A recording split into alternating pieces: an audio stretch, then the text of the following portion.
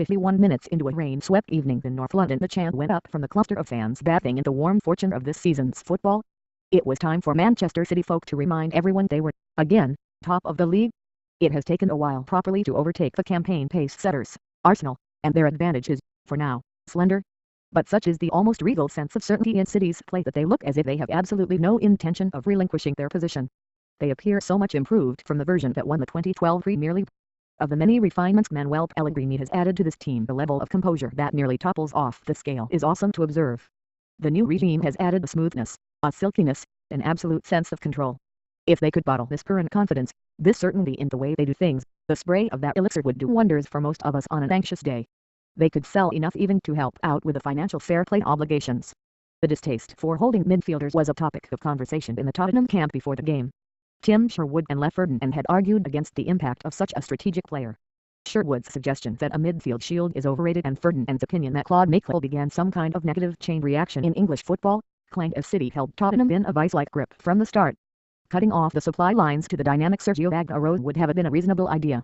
For Sherwood's team it was impossible to know where to start. The riveting opening half-hour set the tone and City's maneuvering of the ball was hypnotic. There was such sureness in their play, such control.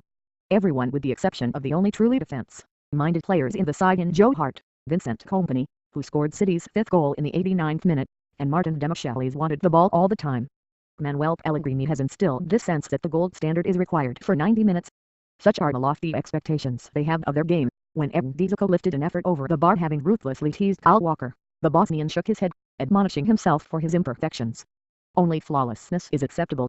With David Silva switched on to pull strings with aplomb, and Aguero's blistering running frightening the life out of Tottenham, the home crowd quickly fell silent at what they were watching. When Aguero smacked a post early on, there was a collective Tottenham gulp. It was a reminder of what happened when they were shredded by this team at the dog end of Andre Villas-Boas's tenure.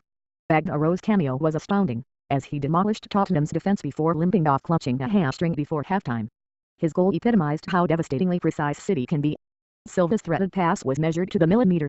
Aguero's instinctive dink into the corner was like a golden golf shot, chipped gently to land and roll sweetly in. Tottenham did rally and briefly unnerve City. But for minutes into the second half, hopes of a recovery for the home team were dealt a heavyweight blow with the dual award of a penalty and sending off for Danny Rose. Yaya Toure was relaxed, languid, and lethal. The third from Dzeko against 10 men ensured that was that, and a deflected strike from Steven Jovetic served notice of yet more skill at Pellegrini's disposal. If anything is going to undermine the City procession, it will surely arrive in the shape of mishaps away from home, but their swagger is not now significantly less on their travels than it is at the Etihad. This was supposed to be a test of their credentials, but it looked almost effortless. In theory they have the hardest run-in of the top 3 Premier League contenders, with away matches at Manchester United, Arsenal, Liverpool and Everton in quick succession. They have no fear these days now about excelling away, as well as at home, in the Premier League.